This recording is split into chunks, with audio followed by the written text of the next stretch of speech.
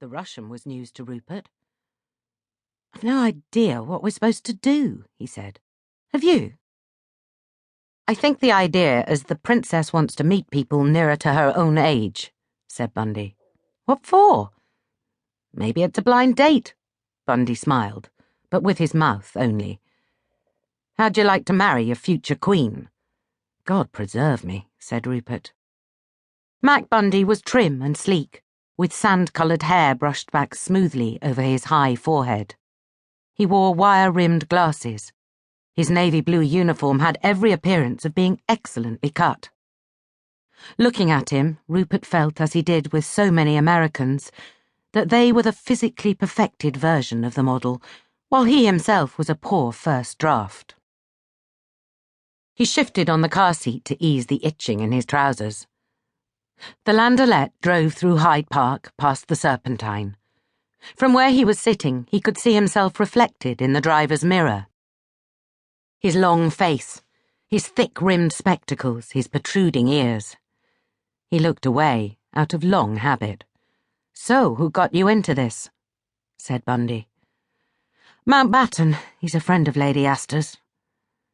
"Kirk fingered me," said Bundy, adding in a lower tone, with a glance at the driver.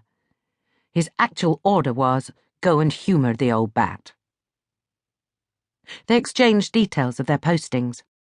Bundy confessed he owed his staff job to family connections. "I wanted a combat posting. My mother had other ideas." His father, Harvey Bundy, was currently a senior advisor in the U.S. War Department, under Henry Stimson. "So, this princess," he said. "I hear she's all there." "All there?" said Rupert. Bundy curved one hand before his chest. "Oh, right," said Rupert. "I wouldn't know." He had never thought of the 17-year-old Princess Elizabeth as a sexual being. "Don't worry," said Bundy. "I'm not going to wolf whistle." Rupert looked at the passing shop fronts and was silent.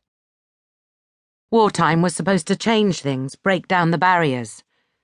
But even when the barriers were down, you had to do it yourself. No one was going to do it for you. There was no one you could talk to about these things. No one in all the world. About feeling ashamed. About wanting it so much. The car emerged onto the Bayswater Road. "I asked round for tips on meeting royalty," said Bundy. "Apparently you call her ma'am and you don't sit until she sits." "Ma'am? The poor girl's only 17.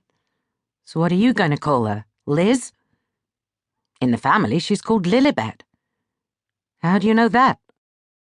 "Mountbatten told me." "OK, Lilibet it is. Have another slice of pie, Lilibet. Want to take a walk in the shrubbery, Lilibet?" Rupert glanced nervously at the back of the chauffeur's head, but he showed no signs that he was listening. "Is that what you do with girls?" said Rupert. "Take them into the shrubbery?" "I'll be honest with you," said Bundy. "I'm no expert." He leaned closer and spoke low. "When I was 12 years old, we went to Paris, and my mother took me to the Folies Bergère. The way she tells it, I got bored by the naked girls and went outside to read a book." "And did you?" "That's her story." The car was now turning into Kensington Palace Gardens. There, on the pavement outside the Soviet embassy, was a young Russian officer, standing stiffly, almost at attention.